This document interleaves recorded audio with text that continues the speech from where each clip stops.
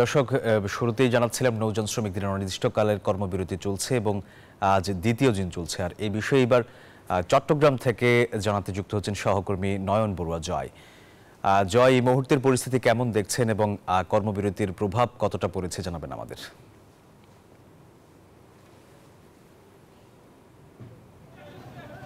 ধন্যবাদ সোহাগ আপনাকে। আমি সদরঘাটে আছি, একটু দেখানোর চেষ্টা করছি। দেখতে পাচ্ছেন কর্ণফুলী নদীতে কিন্তু ধীরে ধীরে এখানে আমরা দেখছি অপেক্ষা করছে যে লাইটারের জাহাজগুলো। তো লাইটারের জাহাজ এখানে সারি সারি অপেক্ষা তাদের, যেহেতু গতকাল থেকে অনির্দিষ্টকালের জন্য ধর্মঘট করছে জাহাজ শ্রমিকরা। তাদের যে চাঁদপুরে মেঘনাতে যে নৃশংসভাবে হত্যার ঘটনা ঘটেছে,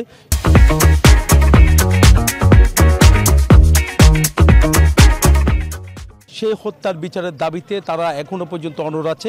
যেহেতু এখনও পর্যন্ত কোনো বৈঠক করা হয়নি ঢাকাসহ কোনো জায়গায়, তার কারণে দ্বিতীয় দিনের মতো তাদের এই ধর্মঘট পালন করছে। এই ধর্মঘটের কারণে আমরা দেখছি যেখানে সকাল থেকে এই ঘাটগুলো আছে, চট্টগ্রামের 16টি ঘাট আছে কর্ণফুলী নদী ধারে, তো সেখানে কিন্তু আমরা দেখছি একেবারে শুনশান নিরাপত্তা। কোনো শ্রমিককে এখানে অপেক্ষা করতে দেখছি না। এখানে যেখানে পণ্য উঠানামা করার ধুম পড়ার কথা রয়েছে, সেখানে কিন্তু পণ্য উঠানামা একেবারে বন্ধ রেখে তারা তাদের যে আন্দোলন, সেই আন্দোলন তারা চালিয়ে যাচ্ছে বলে আমাদেরকে জানিয়েছেন। তারা বলছে তাদের যে দাবি, সেই দাবি না মানা পর্যন্ত তারা তাদের আন্দোলন চালিয়ে যাবে বলে আমাদেরকে জানিয়েছেন। এই ছিল আমার এখানকার সর্বশেষ। ফিরে যাচ্ছি স্টুডিওতে সোহাগের কাছে।